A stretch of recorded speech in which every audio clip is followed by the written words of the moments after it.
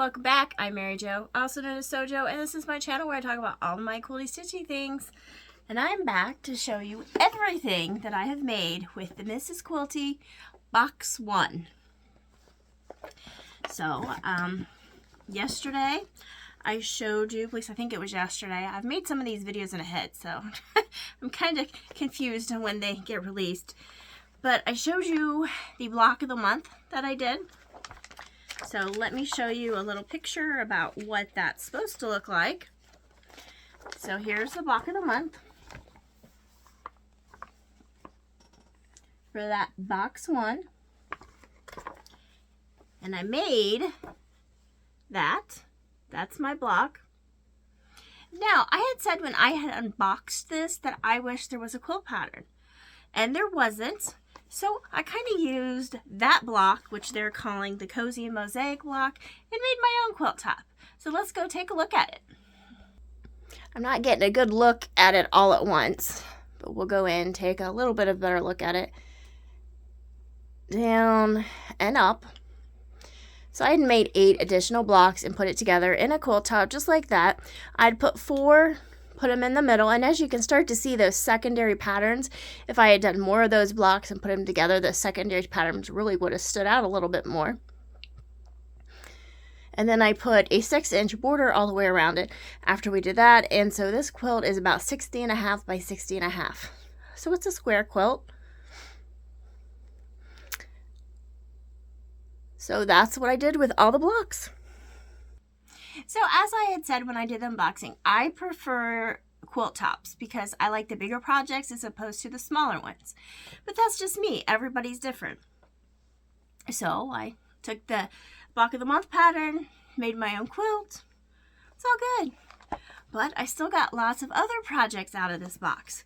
So I made the block of the month, which we can save for future block of the month.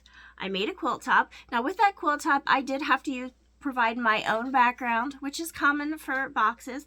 I did provide my own white background for that as well. And I did have to get my own binding. This came out of my stash, but that's okay.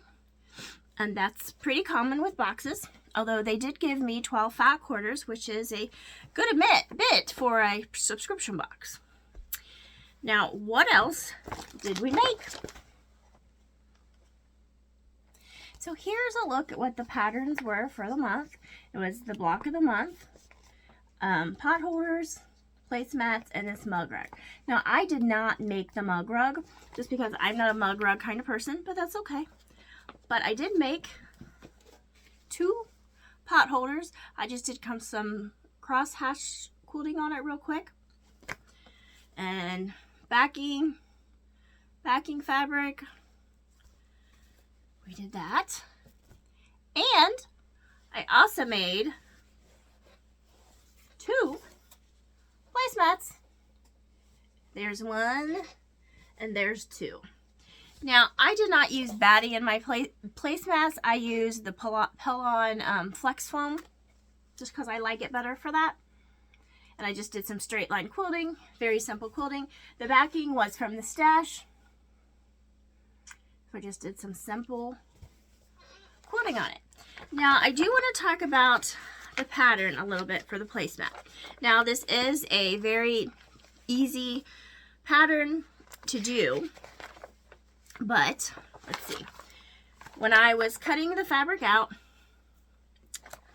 they give me the diagram back here, you know, and they give a name to all their fabrics. Well, this right here and this, the fabric A and the fabric B, these names should have been reversed. So I cut them out wrong, and it did take me a few minutes to figure that out, but once I figured it out, it was fine. It's just my fabrics are in a different place than what I thought they were going to do when I started quilting. So it is a little bit of a mistake, but that's okay. So this is what theirs look like. Now, I had used a different fabric for that, but I was using the same blue, which should have been, you know, the diamond around the square, but instead it ended up being the diamond in the center and then on the very outside. So it still all works out. It's just, I think people should be aware that those two names of the fabrics are switched. But, so, and I made all that. So I made my quilt block, my quilt top, 2 placemats, 2 pot holders, and I still have all this left over. So I've got a bunch of scraps, fabrics, got some bigger pieces here.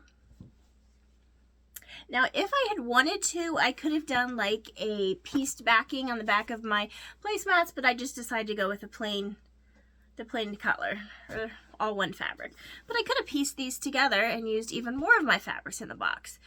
So, overall, for the value, I still think it was very good. I do think that could be frustrating for new quilters, if this is supposed to be a beginner box. Those 2 fabric names that were mixed up. I mean, it's a simple mistake, but I do think that can be a little bit confusing. But overall, I have to say, I mean, I'm pretty happy with this box. I mean, I got a lot out of it. I used a lot of things.